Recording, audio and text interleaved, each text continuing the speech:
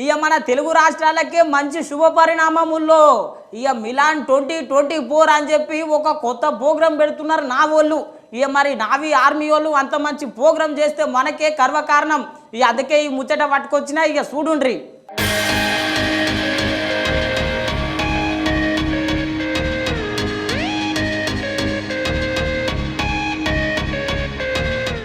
తెలుగు ప్రజలందరికీ ఒక జోర్దార్ ముచ్చటుల్లో మనము ఇన్ని దినాలు భూమి మీద చేసే విన్యాసాలు చూసినాం, ఆఖరికి ఆకాశంలో చేసే విన్యాసాలు చూసినాం, మొట్టమొదటిసారి సముద్రంలో చేయబోయే విన్యాసాలు చూడబోతున్నాముల్లో. గదే మిలన్ అనేది మన విశాఖపట్నంలో పెట్టబోతున్నారు.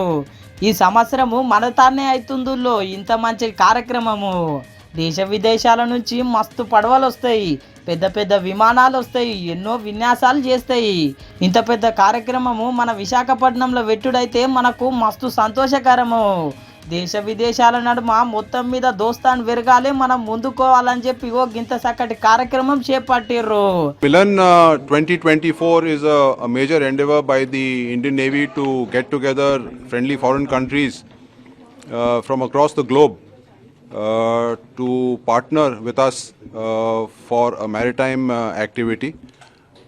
This year in 2024 we are having the Milan in Visakhapatnam, and we have 51 countries participating in the event, and of these 51 countries 15 countries are sending ships and one aircraft is also joining for the exercise. It has a series of events happening including an international maritime exposition. There is also a maritime technical exhibition happening. There is a city parade planned, and there are junior officers interactions happening.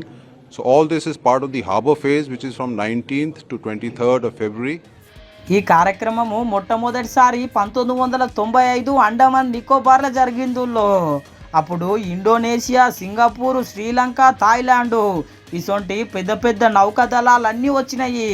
మన దేశానికి మద్దతు తెలిపినాయి, మంచిగా వచ్చిండ్రు, తిన్నరు, పోయిండ్రు. అవో గట్ల దోస్తాన్ని నడుస్తున్నది అప్పటి సంది ఇప్పటిదాకా.